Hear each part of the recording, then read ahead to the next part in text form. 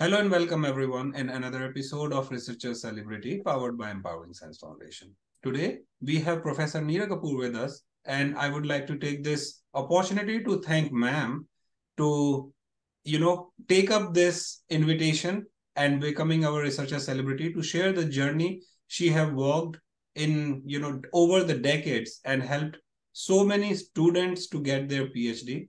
She is a true representative of researchers, not only from coming from background when the people were thinking that females should not do research or are only supposed to be at households.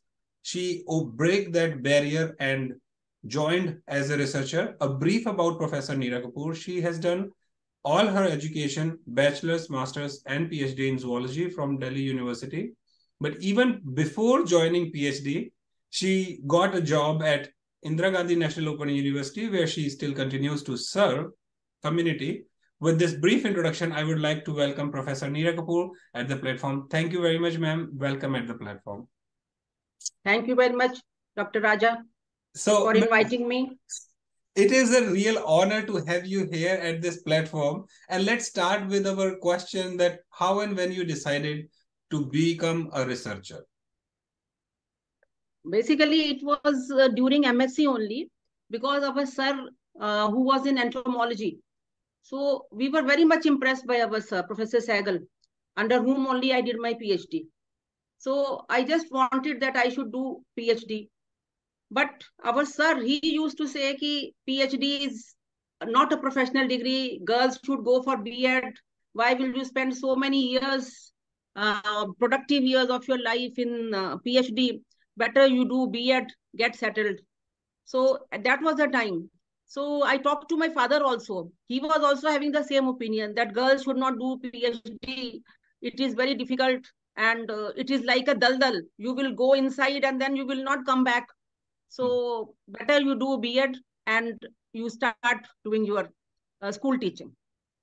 So I did my B.Ed also. Being very obedient daughter, I did my B.Ed after MSc and I taught in schools also. So as TGT biology, as PGT biology, so I taught in the schools. But then there was an opening. There was an opening for this lecturership in Indira Gandhi Open University. So there I appeared for entrance exam and there was only one seat all over India. And I got that seat in lecturership. And then only when I was in lecturership, then it was mandatory only for me to do PhD. So it was, I was destined to do PhD. So not in that way, but in this way, I could do the PhD on job. This can be the perfect example of how whatever you want to do, when there is a will, there is a way. So you wanted to do a PhD and fate just made it happen. Okay. Yes, definitely. That is true. So let's talk about the PhD in those times when, as you already mentioned, that the professors, family, everyone was more keen for you for school teaching. You are doing it now at the university and have helped so many students to get their PhD. But let's start the journey from your PhD journey, that how that went. Yeah, because as I told that it was in the year 88 when I got my lecturership. And during that time only, all the colleagues, they used to tell me that now you have to do PhD, you have to do PhD. But as per government rules, only after 3 years after doing the job, we can get the study leave. So according to that only, the moment I completed the 3 years, I was registered with the University of Delhi and in collaboration with National Institute of Malaria Research. So, but the thing is that at that time, there were not many female candidates who were coming in front for doing PhD.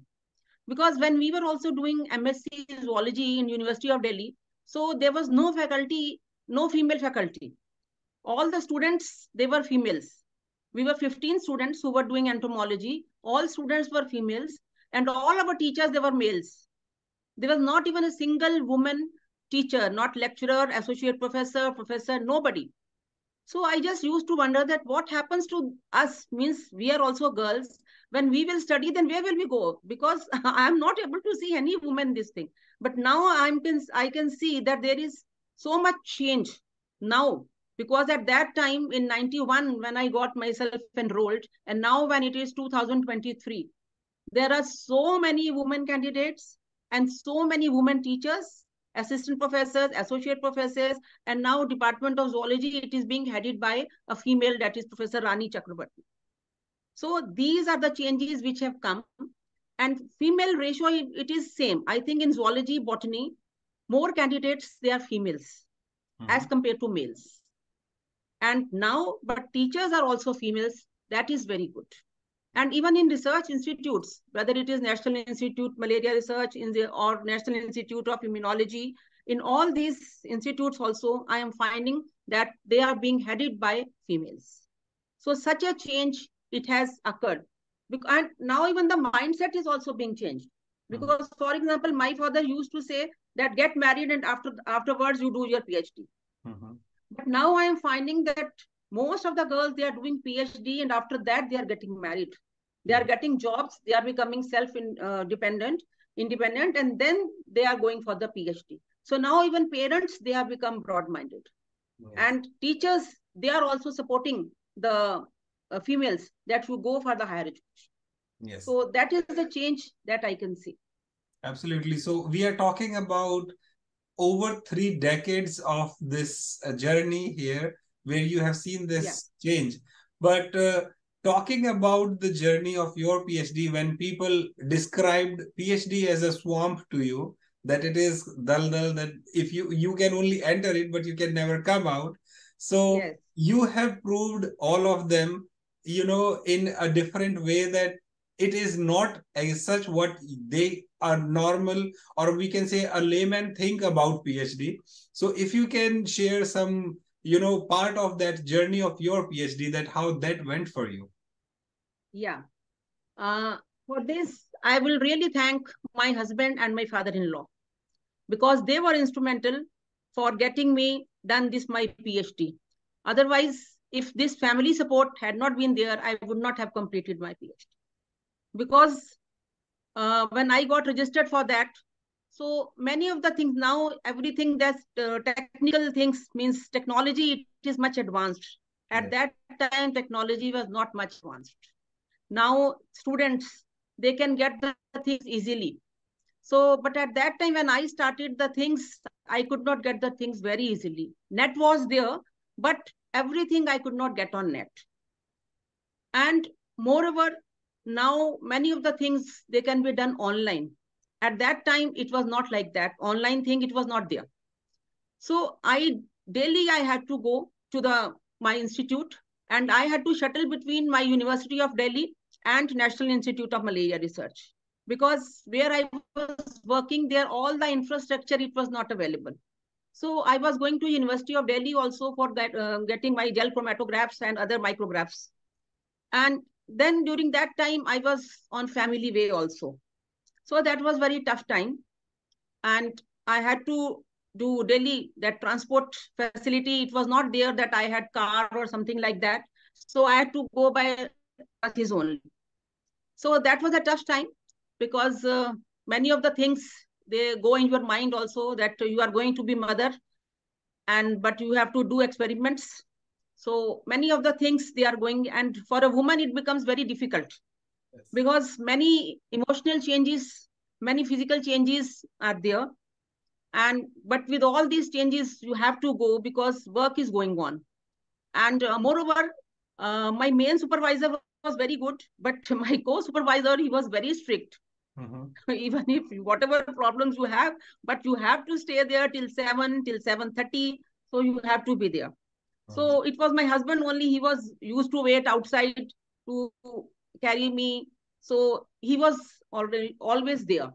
So means, and my father-in-law, he also always used to tell me, Neera ji, you have to become doctor.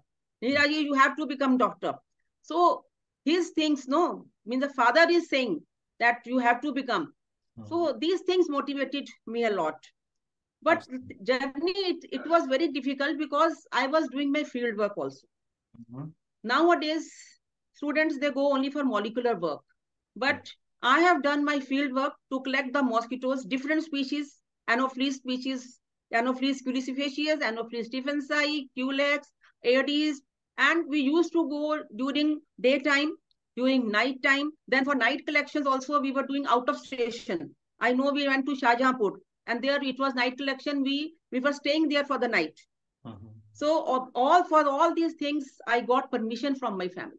So this is very important, that a female is going at night with the team and her family is supporting. That is a big thing. For boys, it is not a problem, but for females, it is a big problem. Yeah. And even whenever, suppose my husband, he was out of station. So from NIMR, I had to come to my residence. So it was night and I was on family way. So many things, they used to occur in my mind. So these were the difficulties which I have faced. And at workplace, it was not a big problem because all the students, they were very much cooperative. And even our teachers, they were good. Even in University of Delhi, I got support. And even in our National Institute of Malaria Research, the technical staff was very good. And 1 or 2 students were there. And in library, there was not much facilities, not much books were there. So I had to go to National Medical Library. I used to go there and make notes there. And then sometimes, because the books were not issued to me because I was not a member. So I had to sit there for hours. And but sometimes it was very difficult to sit for hours because of the pregnancy. I could not sit for long hours. So these were the things which I have faced, many challenges. They were there. First, it was a field work, which was very taxing for me at that time. But I had to do because it was my topic. It was my synopsis. And I was much attached because it was basically, it was impregnated bed nets, impregnated curtains. So for this, you have to go. So in Delhi, I went to Rohini, Dwarka, and other areas for collection, indoor collection, outdoor collection. And for field collection, I have gone to Shahjahanpur and other areas. Absolutely. And I would like to take a moment to tell all the audience and viewers here of the present generation or upcoming researchers that ma'am is talking about an era where Google was not there. Okay. And then the internet does not have all the publications you are interested in, which means you have to go to physically to the library, take out those hard printed journals, look for that publication, and then take notes, as man just mentioned. So the generation today is fortunate enough to have everything on the laptop or the desktop, or the computers. You can just get all the information. The second point which ma'am make is also one thing about the field work. So Dr. T. Adak also says that the race of entomologists is going to extend soon. And we should thank Professor Neera Kapoor for this, that being a leader in there, doing herself all the hard work in the field, and then also transferring this to the students. And I'm fortunate enough to have ma'am as my PhD supervisor also. This is the first time when at this platform people know about my PhD, and I cannot say less thanks or more thanks to ma'am, because she is the one who's responsible for wherever I am today. Taking the conversation forward, ma'am, I would like to ask one more thing now, that when there were these challenges or in the field work, staying out nights, and even during the pregnancy, you were doing all of this. What was the passion which kept you motivate, the motivation that you were not tired of it or never thought of giving up on it? As you just mentioned, it was my passion for entomology. That was the basic thing, because I have worked on mosquitoes. So that was the passion. When I was in NIMR, then you must be knowing Dr. Nagpal, he was there. So he was in taxonomy. So he used to bring, and then Dr. Rekha was also there. So they were making some key, and then they were testing from my side, that whatever key they are making, is it correct or not? So these were the little things by which I was getting fascinated, that what is the basic, means it is a class Insecta, and order it is Diptera, then further what are the basic families, and how I am able to collect. Then further, the most important thing was because my thesis, it was on personal protection measures. And personal protection measures, they always fascinate everybody. That how means whether the coil is important or whether the bed net it is important, because when you go to different people, rural people, then they are very much fascinated that how do you impregnate the bed net, and then what can be the advantages and disadvantages. So these are the things, when the people ask you, because if you are working in only a lab, you are working only on molecular work, then you might get bored also from your thing. But when you meet people, when you know that what is going to be the importance and significance of your research, that is very important. It was a significance of my research. I knew that many people, they will be benefited by this, and especially rural people, because in urban areas, these bed nets, they are not being used, but in rural areas, they are still being used. And when they were told that it is very economical also, only in 10-15 rupees, you can get two bed nets. They can be impregnated with this deltamethrin or cyflothrin. So they were very happy. So when I was meeting the women and men, small children, so they were very happy. So their happiness, it was a major thing, which was the driving force for my research. And the other thing, the main thing was the passion for my research, the passion for my interesting topic. I always find my topic interesting. It was having the molecular work, that is different. But the main thing was the community work. Yes. So that was the main thing which kept me moving even through the tough times also. Nice. So when for all the vector-borne diseases, community engagement plays very important role. So yes, what are the recommendations, suggestions you can give to present researchers when they are doing most of their research inside the laboratory, as you mentioned, for the molecular biology and all the other stuff? How you motivate them to go out to field and do all the community engagement and the basic ground level work which is required? Fortunately, now UGC, it has come that in our thesis and in our final presentation, students have to give the one chapter on significance of the research for society. So that is very important, that this chapter has to be there and student has to present.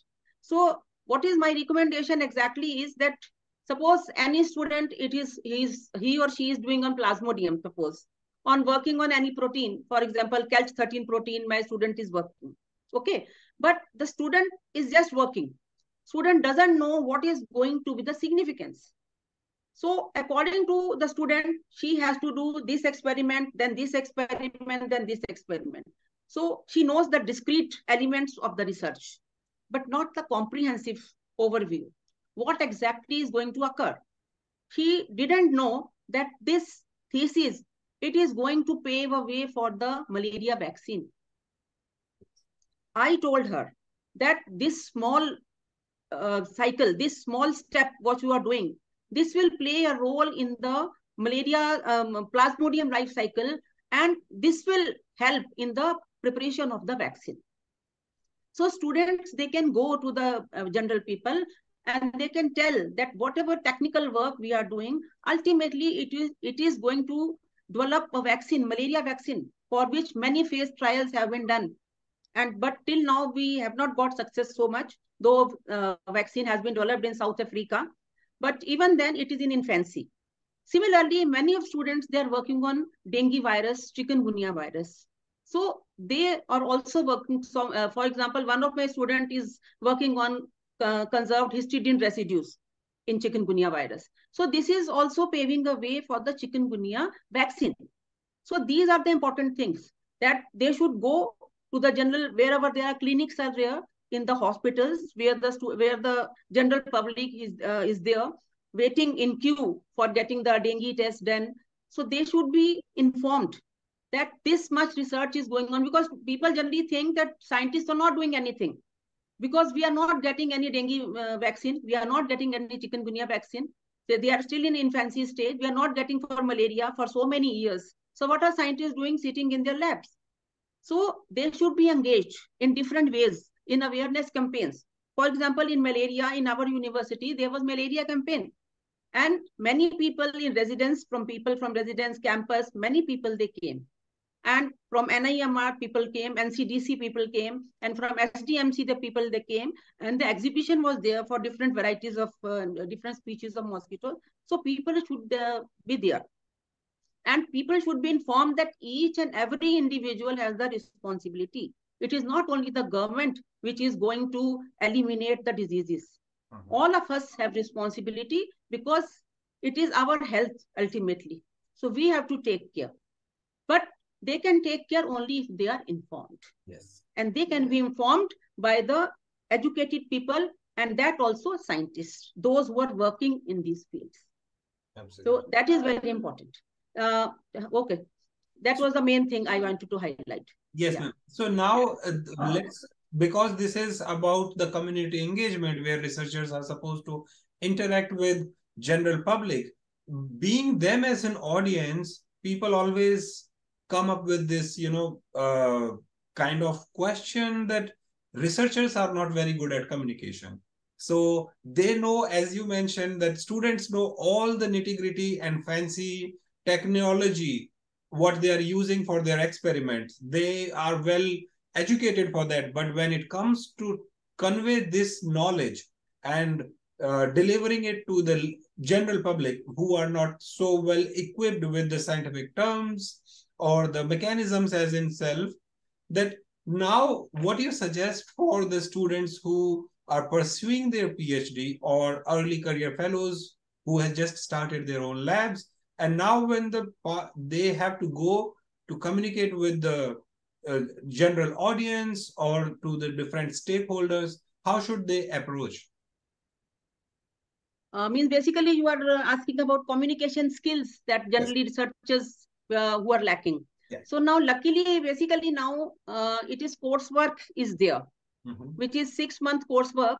It is for 16 credits. And their students are also taught some of the soft skills and interaction with the general people. That is very important, because when we were studying, then this coursework was not mandatory. But now coursework, it has become mandatory, and where they have to study, one is research methodology, biostatistics, and then techniques, which are important, then any course. And along with this, there are some ethics and some of the skills which they learn. So in that, communication skills, they are very important. And as you must be knowing Dr. Anushrita, so I invited her once in our university, that because you also must be knowing that she is very good in communication and how to carry yourself before the public. She knows it very well. So she came and she oriented all the students about community participation, how to talk to the patients, how to talk to the normal people, and how you should prepare yourself for interview for the technical this thing. So she covered all these aspects. So I think from time to time, teachers, mentors, supervisors, they are always there. But some people, they are experts in these fields. I have just mentioned my student, and I am very proud that I have one student who is very good in all these fields. Similarly, there are many more girls, many more boys who are really specializing in this field only, that how should you communicate with the general people. The thing is, whenever you go to general people, you should know the pulse of the people. That is very important. Means you should not start with all the scientific jargon, what you know. They don't know. And you don't have to know, you don't have to show your knowledge. The only thing is you have to come to their level. Because I am teaching in an open university where I know that most of the people, they come from disadvantaged groups, inaccessible areas. So I really know that how I can go to the people, because our university is for the people. So our education is at their doorsteps. They are not coming to us, we are going to them. Similarly, in research also, we have to adopt the same methodology, that we have to go to the people. We have to tell the people that this thing is going on. So there should be collaboration between the institution where you are doing PhD and between the other organizations. Some NGOs are also there. They gather the people where you can tell them you can apprise them that what all the things are going on.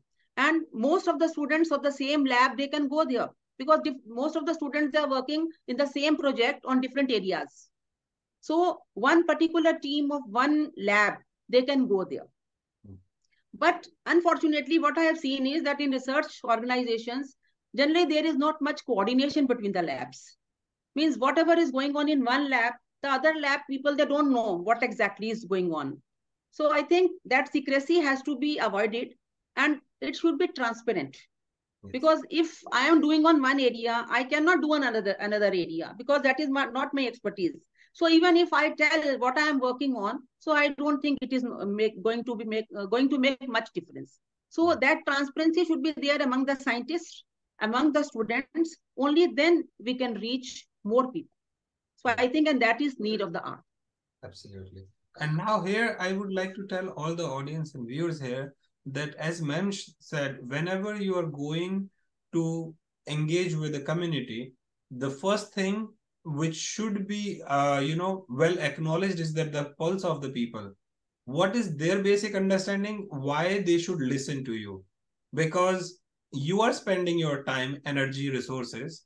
They are there to spend their time listening to you. If both of you are not on the same ground, then all the efforts are in vain. The first thing, as ma'am mentioned, quote unquote, pulse of people is very much, is the most important point to understand from where you can start. So this was about the community engagement, ma'am. So there is a conversation about translational research and fundamental research.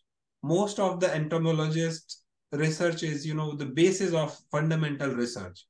And you also gave this perspective that it is up to you how you can convey that into a translational form, that whatever you are doing in a longer term going to be, the translational part and helping the society. And as you also mentioned about the initiative of significance of research to the society, which is a brilliant move from UGC. We should appreciate that. But done all of this, when we have great mentors like you, we have students who are ready and who have all the passion and enthusiasm to go and perform in there. Now let's talk about the PhD dropout rates. If you have seen, I'm sure you have seen in the vicinity or some other, when a student, after spending 3 to 5 years, where they might or should have been awarded the degree, they choose to drop out of the PhD. What, according to you, were the reasons or are the reasons why students take this step, and how it can be prevented? Yeah, that is really very good question, dropout, which is considered as a negative thing in our education system. And that is because when you are spending so much time with the students, and after 3 to 4 years, when everything, it is now, the results are also coming, and then the student says that now she or he wants to drop. So most of the times I have seen that one of my student has dropped from the system, from the PhD. It was because he got the job. He got the assistant professorship in Bhopal. So he went there. Then he told that this is not a professional degree, PhD. It is not a professional degree. And now with doing assistant professorship, I won't be able to do the PhD work because it is very demanding. My PhD work, it is very demanding. I have to be there continuously for so many hours. So I can't, this thing I can't do. I will do now my PhD on job after taking the study leave.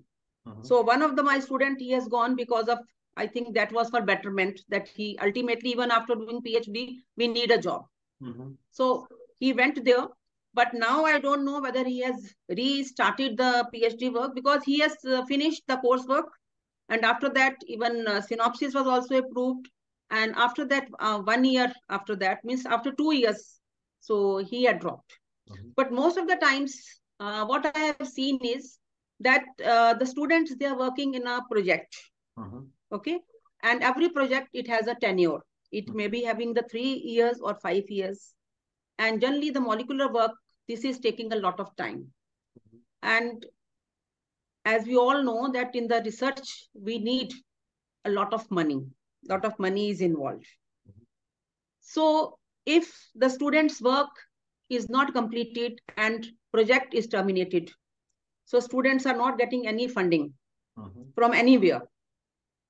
So they have gone for all the options, but economically, they are now they are dependent. Then also I have seen 2 or 3 girls, they have also dropped because of that now our project is not there. Then in most of the cases, in the females cases, they say that now the family is not supporting, that you have completed so many years, 3 years, 4 years, and the supervisors, they are in a way harassing that now it is, even now the results are not coming, 5 years, 6 years, 7 years.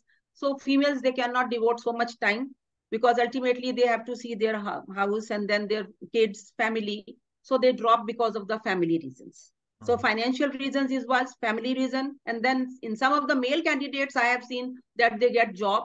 And some of the male candidates, they are distracted during the 2 or 3 years, because ultimately man is the breadwinner, no, for the house. So he has to see for the money. So within 2 or 3 years, if their family circumstances are like that now he cannot continue with PhD. He has to go for some bank job. He has got some bank job somewhere, or some TGT or PGT. So now there is a constant source of money. So stable source of money is there. So he will leave the job. So these are some of the circumstances where I have seen that students, they generally drop out from the studies, from the PhD, basically in the PhD. Yes. That dropout I have seen because of these reasons. So ma'am have acknowledged all the reasons why, what can be the possible reasons, and I would like to tell all the audience here that for economic reason or for family reasons, all the researchers are just like human beings, like anyone else, and everyone should be happy. And we at Empowering Science Foundation believe in breaking the barrier. And one of the taboo about PhD is it can be harassing, or it is time consuming. What we have seen, and this is the gist which comes out of the researcher celebrity conversations, that people were passionate, people were ready to give it whatever it takes. We have had researcher celebrities who came from a very, economic disadvantaged background, where they did not have money to eat, but they were just passionate about it, and now they are successful and the entire world knows about it. So this is kind of a trade-off. You have to decide for yourself that do you want to do it immediately, like over a period of 1, 2, 3, 4 years, or you are ready to struggle, or somehow I will say manage that time and that get renowned worldwide. That is one part. The second part is about the family reasons, that how you manage that is also very important, because at the end of the day, everyone should be happy. If you have the most fancy degree in your CV, but if the family is not there or you are not happy, it is of no value. So it is the thing which makes you happy, you should do that. And at Researcher Celebrities, this is one thing which we try to bring over and over again, that if this is the thing which makes you happy, as ma'am has led it from the front, her passion, okay, when people were thinking that females should not be doing PhD, she did it. Especially not only inside the lab, she went to the field, did all the hard work because of the family support, which she acknowledged. And other things like for the job security, it was there. The world is changing. In India, there are so many fellowships. Now, fellowships are there to help you. It's not like a salary, but it can basically can manage your basic needs. You can help your family with that. And if you think that the projects you are working on, as mentioned, ma'am has just mentioned, that you are working in a project and it is going to end in some time, so you can be more proactive, start looking for fundings. There are funding agencies like ICMR, DST, CSIR. They have these opportunities where you can submit your proposal, especially if you mentioned that you are a PhD student and looking for the fellowship, they give you even more extra credits. so that you can have that. So ma'am, now we are walking towards the edge of the conversation. I would like to touch upon the mental health issue in the PhD students, what you have seen. And now, because you have over the 3 decades of experience, so you have so many colleagues, I would like to know if you can talk about the mental health of a mentor, like PhD supervisor, as well as the student. Yeah, this is very important because generally mental health is the aspect which is generally ignored and people don't discuss about them, because people can discuss that I am having fever, I am having cough or cold, but they will never say that I am suffering, I am feeling low, or I am having some psychological disorder. So this is very important. And mental health issue, it is very crucial when the person is doing PhD and the person under whom the PhD is being done, both of them. Because I know one of my student, female student, she was a lot of depressed, and she was depressed after the birth of the child, because after that she was not able to balance. So she was just thinking that, madam, I won't continue, I can't continue. Then I told her that I myself, I have gone through this stage. So you can't do like this, because I know she's a very meritorious student. But just because that now she was having some psychological issues after the son was born. So I had to tell her. And then I told her that you bring your husband also. Then her husband also came and he was really very supportive. And he told that, madam, I am telling her that I will support. But even then she's crying. She was just crying for no reason, that I won't be able to do PhD. Now I will just, this thing, my husband, he is going to be transferred in Mumbai. So how will I stay alone in Delhi with small kid? So, but her in-laws, they were also very good. They were very supportive. So I told her, and I told her husband also, that she is having some post delivery problems also. She was having some that depression also. So I told her that you take some rest. You take some rest, be away from all these things. Nothing is going to this thing. No, madam, मेरे practicals लगे हुए हैं, मेरे experiments लगे हुए हैं. How will I manage everything? All the colonies, they will be destroyed. So I told you, just take a break. Nothing is needed. When I was also, I had my son, even I took the break. You take the break, that is essential. Then she took the break. A lot of counseling was done to her from her husband, from her in-laws, from my side. And after 3 months, she was okay. And then after that, she fully recovered. And then she joined the lab. And now she is in Mumbai and she is working in a research institution. So means that moment, that is very delicate moment when you have to be there. So means mentor or supervisor should not be strict at that time. That no, I can't do like this. You have to be there. Whether it is your personal problem, it is not like that. When the personal problem is hampering the profession, then you have to intervene. Yes. So that is one thing. Now, another thing is the supervisor. Supervisor is also being harassed. It is reverse thing also. Yes. You know, some of the students, they create such a problem that teacher also thinks that why I have taken such a student. Yeah. But teacher is a teacher ultimately. So teacher always wants best for the student. So teacher doesn't want that even if the student is harassing me, student is taking time, student is not coming to the lab, just going, absconding the lab without telling, without intimating, this is an harassment. Then student is there, student is not able to write even a single sentence. How the student is going to write the thesis? That is really a mental harassment for the teacher. When the student is not telling any progress, student is not coming, not talking to the lab mates, not getting any help, not taking help. So these are the issues which are very important. And sometimes the mentor, when they are also much frustrated with the student, now 5 years are gone, 6 years are gone, 7 years are gone, and now the student is not going to get extension. So what is going to happen? These are the harassment issues for the teachers. Yes. That the student is not responding. And the ultimate, whatever frustration it comes at the last stages when it is writing stage. Yes. And the student is not able to write. And whatever mistakes you are telling, the student is not able to rectify them. So it is at both the levels. But for student, it is more, I will say. Yes. Because it is insecure basically for them.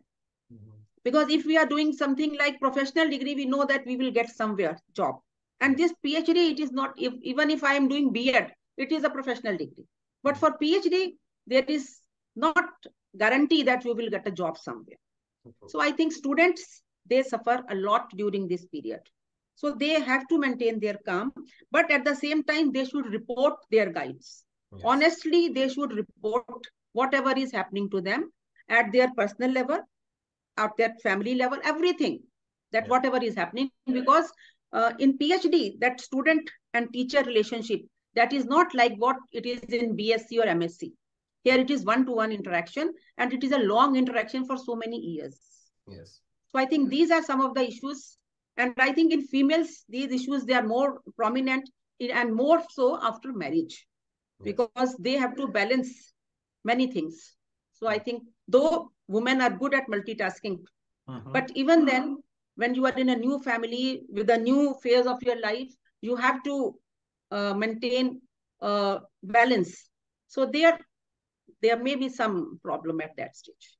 Absolutely. And here I would like to tell all the audience that ma'am has mentioned about the transparency and the stress in both the mentor as well as the mentee.